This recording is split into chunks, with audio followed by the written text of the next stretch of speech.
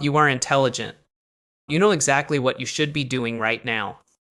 You have the skill, the plan, and the time. And yet, you are not doing it. You scroll instead.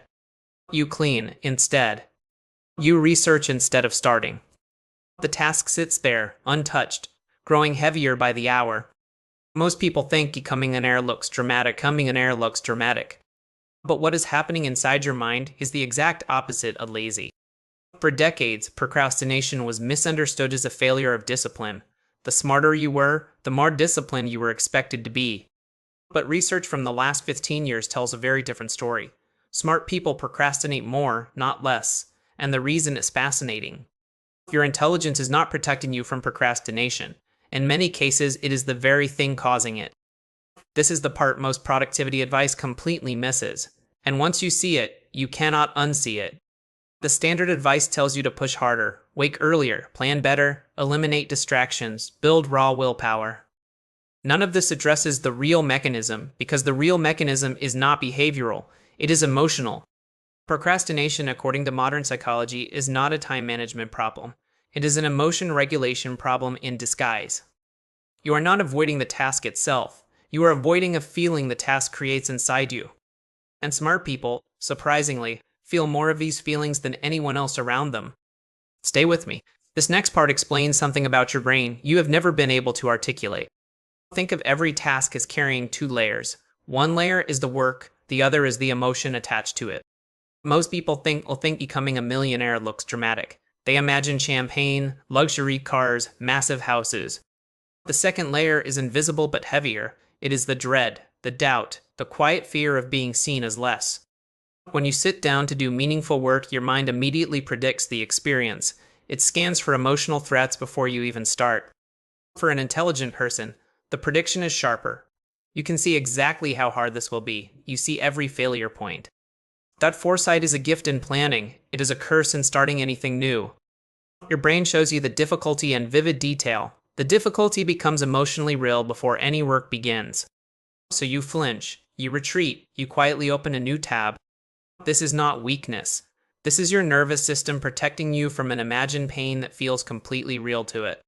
Researchers call this phenomenon mood repair.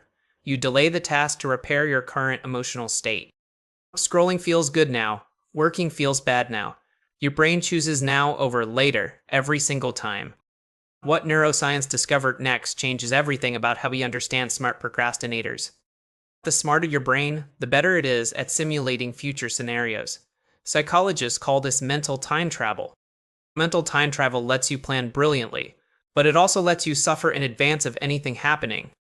You experience the discomfort of the task before you ever touch it. By the time you sit down, you are already exhausted. You are not avoiding work. You are avoiding the emotional weight you already carried before starting it. This is why hard tasks feel heaviest in the moments right before you begin. The pain peaks in anticipation, not in action.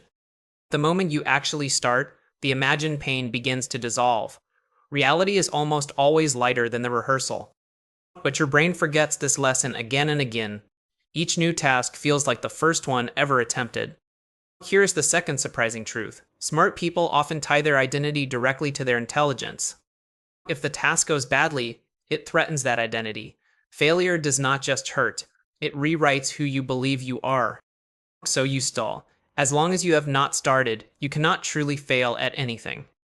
Procrastination protects the self-image. It keeps the possibility of greatness alive while avoiding the actual test of reality. This is the quiet trap of every gifted child who grew into a stuck adult. The fear of being ordinary is louder than the fear of doing nothing. If you have ever felt this, you are not alone, and you are not broken in any way. This pattern has a name in psychology. It is called self-handicapping behavior.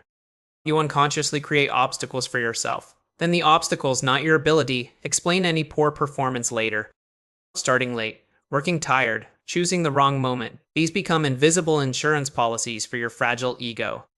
The intelligence that helps you see the world clearly also helps you build remarkably elegant excuses. This is the painful paradox of being thoughtful. The same mind that sees the path also designs the detour. Until you see this paradox clearly, you will keep mistaking your protection for your problem. Picture this. You finally sit down to work after a full day of avoiding it completely. You feel a strange calm wash over you. The task is not nearly as bad as you feared. You wonder why you waited so long. The answer is uncomfortable. You waited because waiting felt safer than starting. Comment one word below if this hit something true in you. Just one word, seen. Share it for the next person who needs to know they are not alone in this loop. Your comment costs you nothing. It might reach someone tonight who needed exactly this reminder. Now let us look at what actually breaks the cycle. Because awareness alone will never save you. The first shift is emotional, not behavioral. You must stop treating procrastination as a character flaw. Every time you call yourself lazy, you reinforce shame. Shame increases avoidance. Avoidance increases procrastination. Smart procrastinators trap themselves in this loop daily. The self-criticism becomes the second task they avoid. The second shift is to lower the emotional stakes of starting. Not the task itself, only the starting. Tell yourself you will work for 10 minutes only. No commitment beyond that. No promise of completion at all. 10 minutes is small enough that your nervous system does not flinch. Your brain stops simulating disaster scenarios. Once you begin, momentum often carries you much further. But even if it does not, 10 minutes was honest progress. This is not a productivity hack. It is a way of speaking gently to a frightened part of yourself.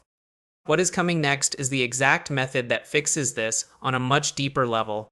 You must learn to separate the task from your identity. The work is not a referendum on your worth.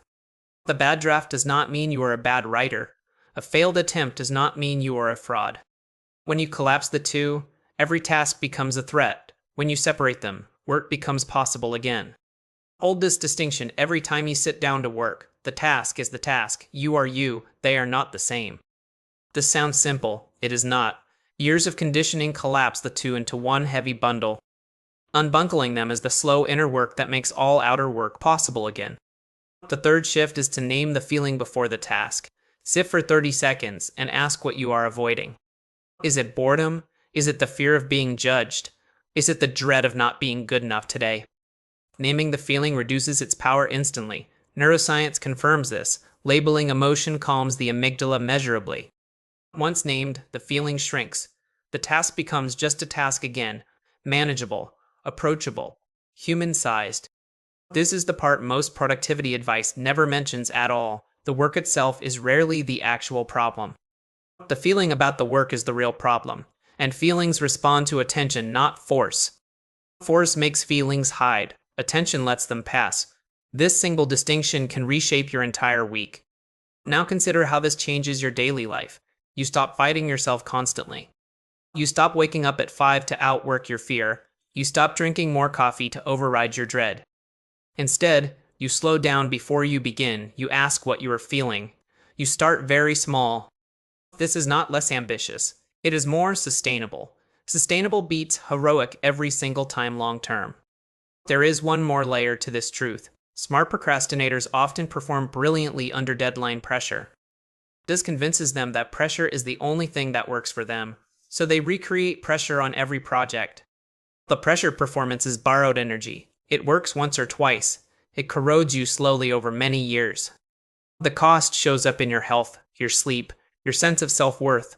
The wins feel hollow even when they look impressive.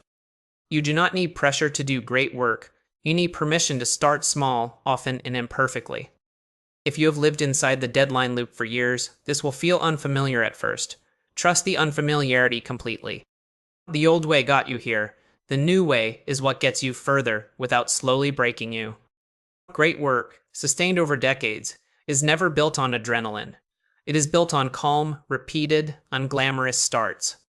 There's also a quieter cost. No one warns smart procrastinators about. It is the slow loss of trust in yourself. Each broken promise to start tomorrow erodes the inner agreement. Eventually, you stop believing your own word entirely. This is the real damage, not the missed deadlines. The slow, quiet collapse of self-trust over time. Rebuilding it takes small, kept promises. 10 minutes today, 1 paragraph tomorrow, 1 honest start at a time. Self-trust is built quietly, in moments no one sees but you. It is the foundation of every focused life ever lived. Lose it, and no system will save you. Keep it, and almost any system will work for you. Now think about your week ahead carefully. There is one task you have been circling for days, maybe weeks. You know exactly which one it is. Your chest tightened just reading that previous sentence. Tonight, before you sleep, write that task on a single piece of paper. Beneath it, write the feeling you are avoiding. Tomorrow, sit with the paper for 1 full minute before starting.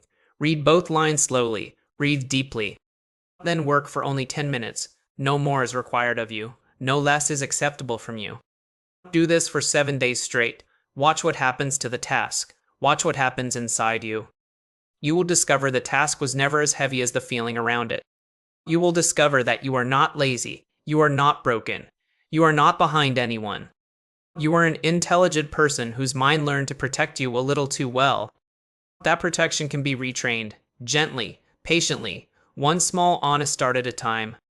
The smartest people in the world are not the ones who never procrastinate.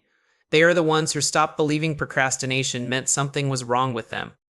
They learned to meet their resistance with curiosity instead of contempt, and that single inner shift changed everything for them. If this reached something inside you, leave one word below. Whatever word lands most true. Subscribe if you want more truths like this one. The kind that quietly explain you to yourself. Your intelligence was never the problem. It was simply waiting for you to finally understand it.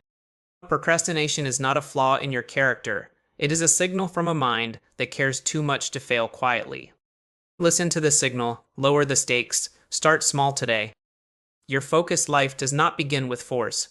It begins with the courage to feel what you have been avoiding and start anyway.